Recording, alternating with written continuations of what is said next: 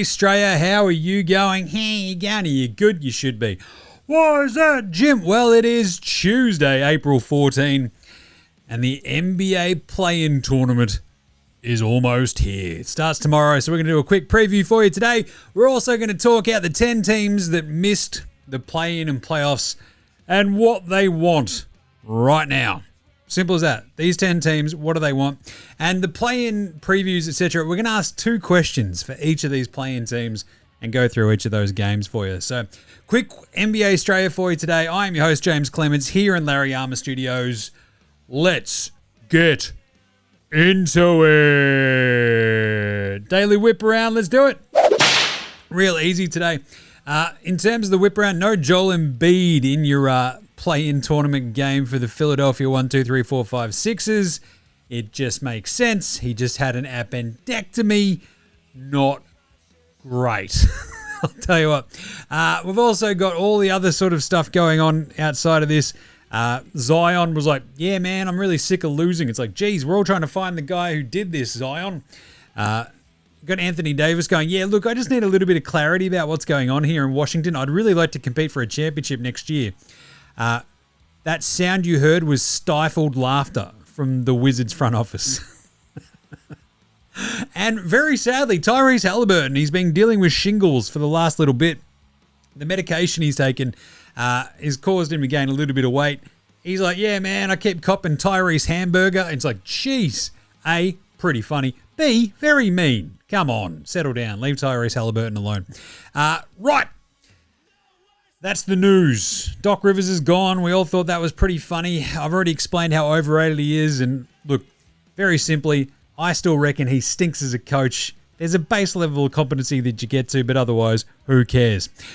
Right, before anything else, let's do it. The 10 teams that missed the playoffs and the play-ins this year, what do they need right now? Let's start at the East. We'll go the Milwaukee Bucks. We're just talking about them. What do they need? They need clarity. They need a direction. The Bucks have been completely, basically going, right, our entire thing right now is Giannis, and then Thanasis is like, hello, and they're like, get out of here, you. But Giannis, they've basically been spending all their time trying to build a contender around Giannis, and rightly so. Giannis is one of the best 3-4 players in the NBA. You build around him. The problem is, not only have they sucked drafting for like the last decade, their moves essentially from the Jrue Holiday trade, the Chris Middleton trade on, have all been unmitigated disasters. The Dame Lillard one was horrible. The Miles Turner trade, horrible. Kyle Kuzma is not the answer to any question that you should be asking. Chris Middleton is like, just like, hey, I'm still fine here in Dallas. What's going on? Yeah. And you know what? Third coaching search in 3 years. This time the bloke leading the coaching search is probably not going to hire himself. Yeah, looking at you, Doc Rivers. Also feels like Giannis is kind of behind most of it, right? Isn't it? Just saying. Bit of an Outback Takehouse. Giannis, shadow GM there in Milwaukee, and he sucks at it. So, they need clarity. And what they need from the clarity out of all of this is the post-Giannis clarity is essentially going, well, we need to trade Giannis and get as many of our picks back. And if we can't get those picks back, we need to get someone else's picks and desperately restock our draft pick hoard. That's what they need. And then they should also trade Miles Turner because, I don't know, he's as useless as tits on a bull at the moment. Don't know what's happened there. It was weird. It stunk. He's got to go as well. And essentially just tear it down, rebuild. That's what you got to do. Or if you can get some clarity from Giannis, just keep rebuilding around him. Just kick that can down the road. You just need clarity, Milwaukee. I'm just saying, because like especially knowing that their pick essentially will go elsewhere, not great, right? It's not great. So Milwaukee's like, no. Chicago, what do they need, Jim? Well, they need to basically get a top 4 pick and get, or a top 3 pick would be even better. They need a super duper star. All teams need a super duper star, obviously. But the Chicago Bulls, after over a decade of just middling mediocrity, simply need one more really, really good dude to build up off of the Giddey Buzelis core. Because that's all that's left. The Bulls are the island of misfit former lottery picks at this point. Rob Dillingham, Patch Williams, Colin Sexton, Isaac Okoro, Zach Collins, Jalen Smith. I'm just saying names, and they're all former lottery pick. Gids, obviously, Buzelis as well. The thing is, they don't have a cornerstone super duper star. As much as I love Josh Giddey, and it's a lot, I don't know if he's going to get you to a title as a number 1A super duper star. So, can you build around that? You betster.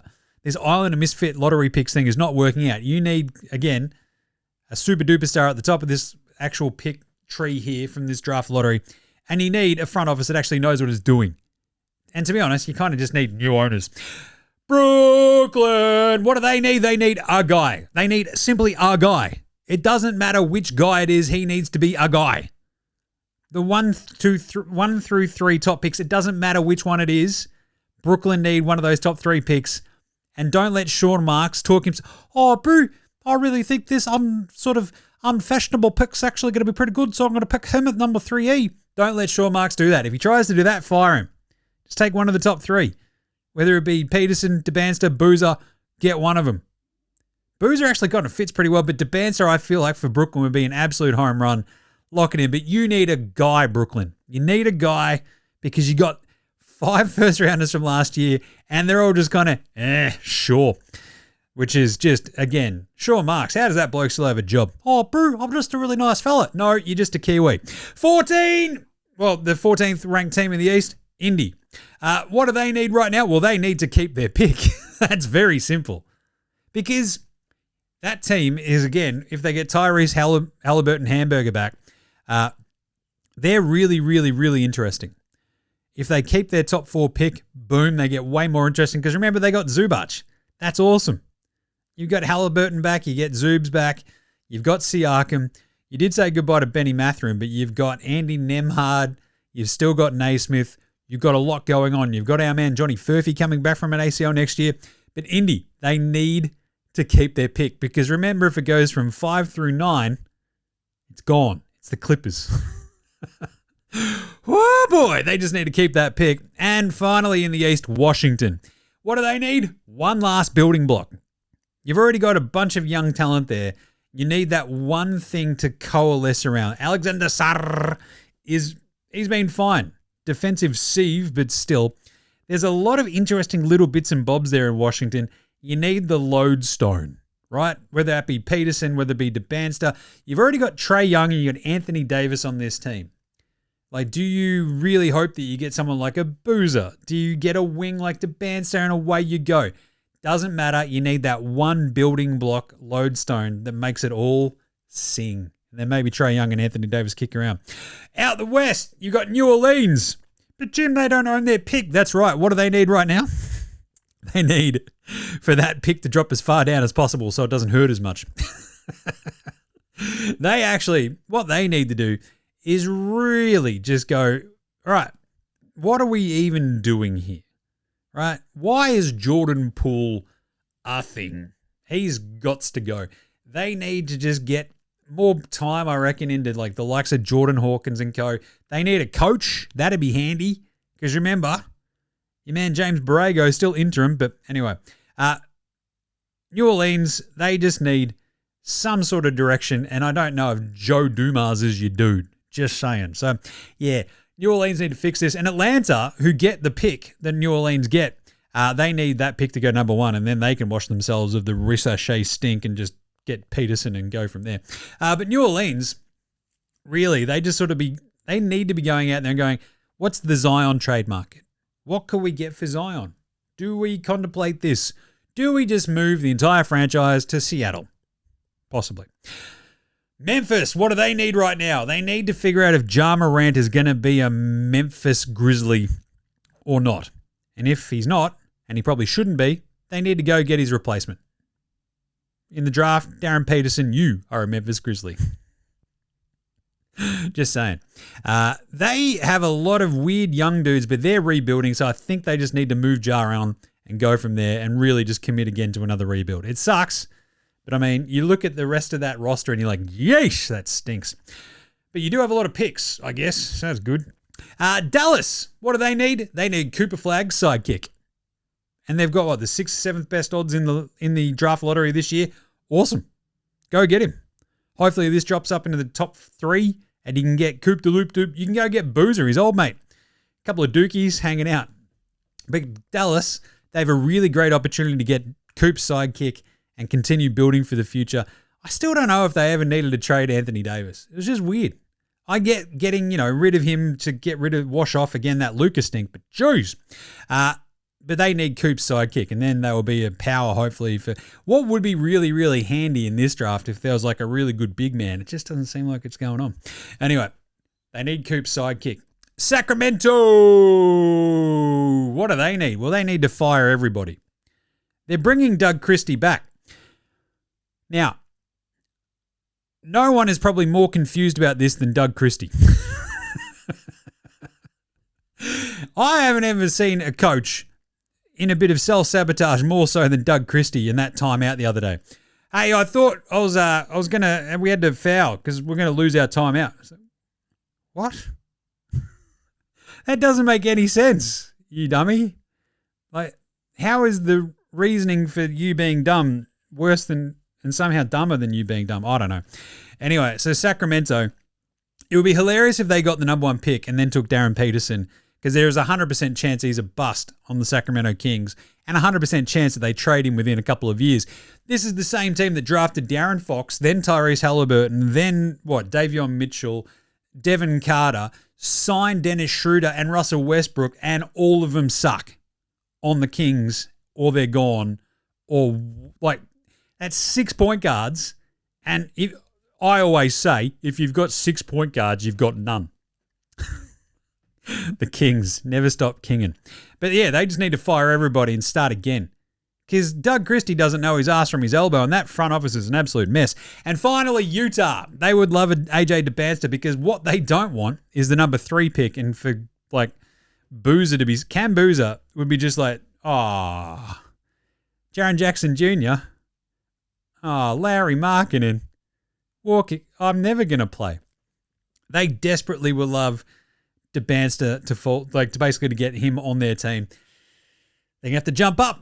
So that's what they need. They need to jump up in the lottery, or else they're adding another shooting guard, and sure, that'll be fun. So Utah, look, they've got a bunch of big men. They kind of would love, if they can get Peterson and then suddenly they've got a super duper star point guard, who knows what could happen then.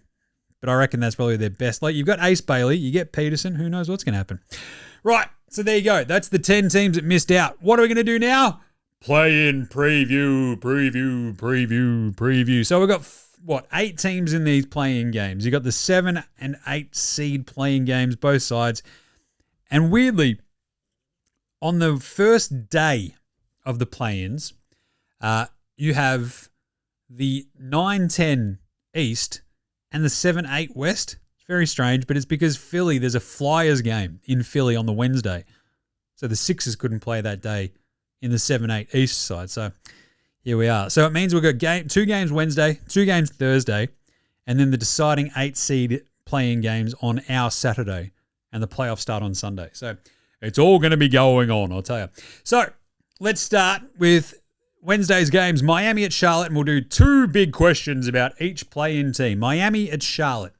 Charlotte are 5.5 point favorites. I'm taking Charlotte. Why is that, Jim?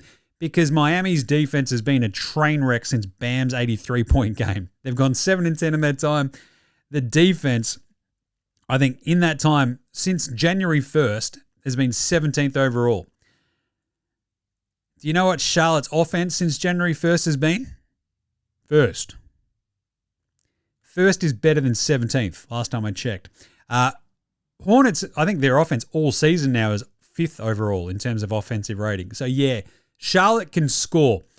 Can Miami slow them down in any way, shape, or form? Is this going to be a big Tyler Hero game, or can they get another big Bam game?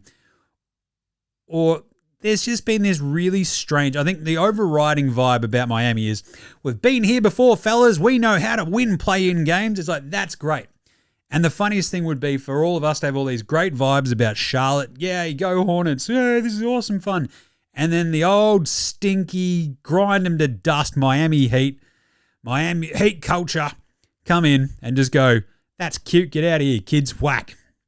And everyone's like, not you. But it's also felt off, hasn't it, for the Miami Heat for like the last 6 weeks. The Bam thing was amazing, obviously. But outside of that, Norm had like a bit of a groin strain, has really struggled. They've sort of moved him in and out of the starting lineup. Hero came back and they've already been okay. Davion Mitchell's been all right. Wiggins, sure, but just hasn't quite gelled properly. So can it gel for a game? It's the Spoelstra Heat. It very may well. The problem is, another year of this, and we'll probably go into next year and go, Spo's the best coach in the NBA. And then you go, is he? I don't know. Is he one of the top 5? Maybe. But anyway, 27th in defensive rating since Bam's 83-point game, 7-10 in that stretch as well. I don't know. I feel like Charlotte, who between LaMelo, Spindles Miller, Miles Bridges, Con, and Moose Diabate, just absolute top-notch 5-man lineup. The best offense in the league since January 1st, burning down the house. And then, remember how at the trade deadline they basically swapped out Colin Sexton for better Colin Sexton and way better and younger Colin Sexton? Kobe White has been amazing for the Hornets off the bench. Do they get a big punch from him off the bench? I reckon they do. I think Charlotte at home are going to be way too much. That offense, where they just kind of completely steamroll teams, feels pretty good, right? So if you have a look at the matchups that they've had in the past as well this season, I mean, Miami smashed them back in October, 144-117. Smashed them in November, 126-108. Beat them in March, 128-120. And then, mid-March, after Charlotte had really sort of gotten their act together, they killed them, 136-106. So I'm going Charlotte at home, -5.5. And if you look at the way the Hornets have played at home this season, I mean, they're much stronger, much tougher. And in terms of their record, they're only 21-20, but their scoring rate at home, substantially awesome. They play better. They feed off that crowd. It's going to be rad. Charlotte -5.5. Portland and Phoenix in the second game. Another weird one where Phoenix, it's been hard to get like a bit of a read on the Suns all season. But if you look at them through the prism of Devin Booker and go, right, can he get off the chain and go hammer and tongs against the best in the NBA? Yes. Can he do it against this defense? Oh, that's a bigger question. Because you look at the array of second bananas there that he's got, Devin Booker, in Phoenix, and does it take a big Dylan Brooks game, a big Jalen Green game, a big Grayson Allen game to get them by Portland? 100% of a chance that's what has to happen, right? Because otherwise, it's going to be real squirrely real quickly. Because I think Portland, in terms of, like, since March 1st, they've got the second best defense in the NBA. Why is that, Jim? Well, just look at their array of dudes. Jrue Holiday, Tamani Kamara, Aussie Matty T, Matisse Thybulle. I'm just saying, it's not a coincidence that since Matisse came back and has been, gotten back up to speed, that this has been an absolutely terrifying defensive juggernaut there in Portland. So basically, Shaedon Sharpe comes back. He's a bit of a weak link. We get that. But you've got Donovan Clingan, Robert Williams, Jeremiah Grant, Denny Avdia. You got this awesome weird mix of like staunch, strong dudes, length and size. And I kind of like Portland a bit to get by Phoenix in this one. So I think there's a big Denny game incoming. It'd be interesting to see who they throw on Denny. You might have Dylan Brooks, like Jrue Holiday as well. In terms of his experience in playoffs, he's going to be huge for Portland. I feel like that's kind of the big ones, right? Jrue and Denny. And if Clingan can dominate this very, very small Portland lineup where it's like Nick Richards and not much else, Oso Iguodaro, I don't know, man. Mark Williams, sure. Donovan Clingan, Time Lord, should have a big day. So can Phoenix like do anything about that? I don't know if they can. They are at home. Don't get me wrong. But still, at home, they were 25-16 this Phoenix Suns team. That's pretty bloody good. Portland on the road, 18-23. They were terrifying at home. Terrifying at home were Portland, but on the road, not so great. So this is the tricky part. I trust Portland's defense more than just about anything else in this game. can we trust it one more time? I'm going to go Portland in this one. And look, I think you get a big Denny game. We're going Portland plus 3.5. And look, the Suns all year have defied expectations. They're that good at home.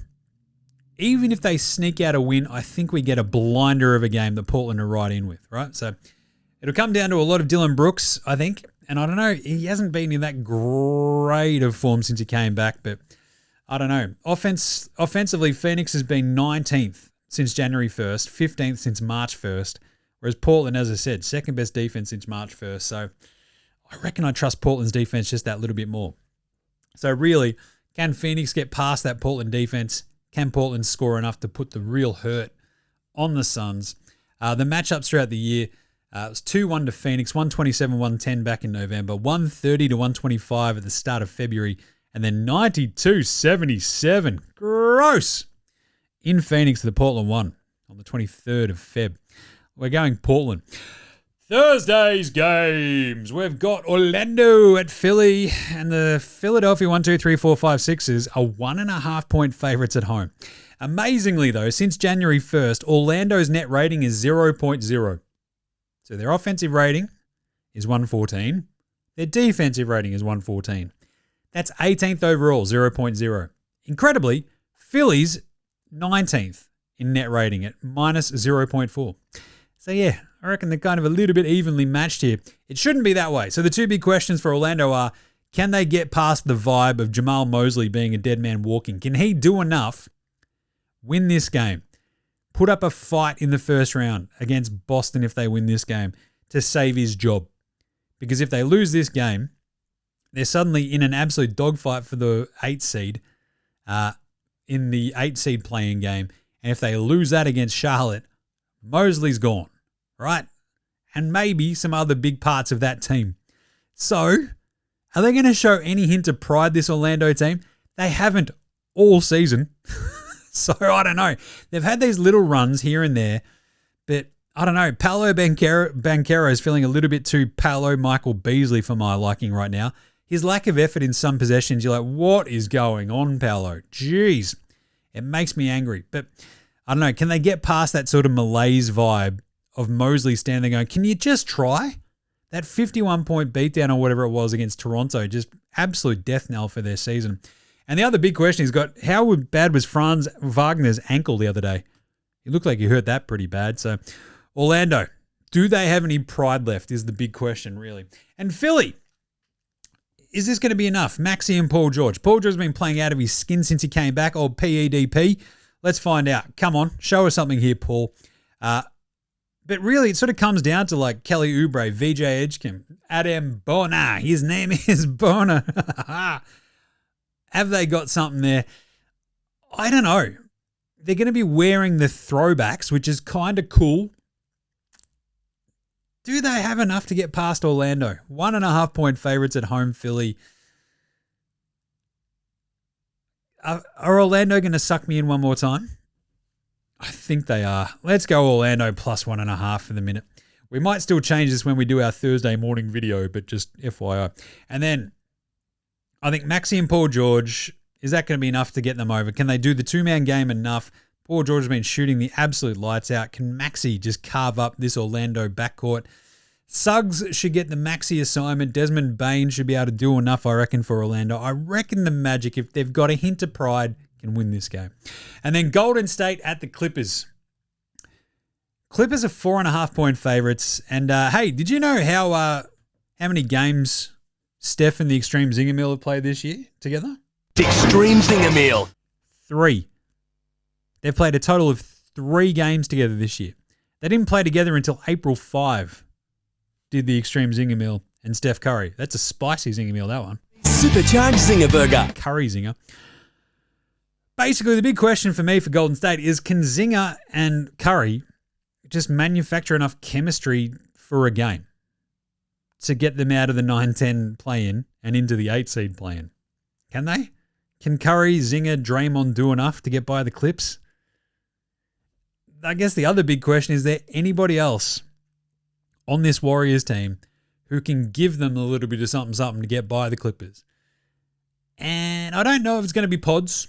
I don't know if it's going to be D'Anthony Melton. I'm a bit worried about this entire thing because I think the one big question for the Golden State Warriors, the last one is, do we have one last throwback Steph game this year? Do we get it? Or we have to wait till next year? Steph Curry, you're the Warriors' only hope. The Clippers, two big questions. Kawhi and Garland, is that going to be enough against the Warriors? Probably. Because even the numbers, right? The 14th defensive rating of the Clippers versus the 20th, the Golden State. Yep. The 7th offensive rating versus the 21st of Golden State. So the Clippers play better defense and better offense than the Warriors. I like them a lot more, right? Because, I mean, they got smoked the other day with the Clippers without Kawhi. Steph was in that. Zinger was in that. And they still lost.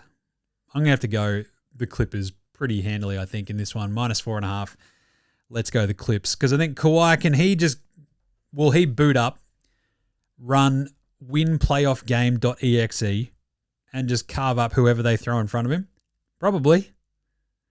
The Clippers aren't as deep as they used to be, but I still feel like they've got enough to take care of this Warriors team that just sort of stinks. So, because you've got Garland playing pretty well, Chris Dunn in the backcourt with him. You've got Benny Mathurin. You've got Derek Jones Jr. with Kawhi. Their big men are a little bit, how you going, with Lopez and John Collins and co, but it's only the Zinger you got to contend with, so I reckon the Clippers get them. So, there you go. All right, and there you go. That is the quick little preview show for the play-in. You can find all of our picks over at Dabble. The link is in our show description and social bios. Why wouldn't you get around it? Get around Footy Unfiltered. Jim does Supercoach. We wrapped up the NBA Supercoach season as well. NFL Straya. Get around all of the shows in your podcast apps and on YouTube. Jim does Supercoach has got its own standalone channel for the AFL Supercoach season. Just saying. Footy Unfiltered. Big gather round rap show coming up. And looking ahead to a pretty chaotic week. There's a lot going on right now. So go subscribe to that as well. Get around us on all the socials, of course. Twitter, Facey, IG, Twitter, TikTok, YouTube. It's all fun and games, isn't it? Yeah, get around it. And what else? I don't know. Big thanks always go to From Ozo for the intro and outro song. They rule. So to House Hats, Joshua Del Redis, Fascinated Goldmine, Dramshack, Lamy, Iowa, Cirque Shadow, Green, and Dozers. They're buying all the tunes you hear throughout the show. Smash them on your music streaming platform of choice. And of course, you can help support the show. Buymeacoffee.com/NBA Straya. We just put up the brand new Dead Set Legends Club episode, which is the top 10 most fun players at every position of all time. So go listen to that. You have to support the show to listen to it. It's exclusive. That's how that works. It's our Patreon, right? So buymeacoffee.com/NBA Straya. All right, that's it. So we'll wrap up tomorrow. The first two playing games for you. It'll be lots of fun. So we'll see you then, you dickheads. This is NBA Straya saying, look after yourselves, would you? And later, hosen.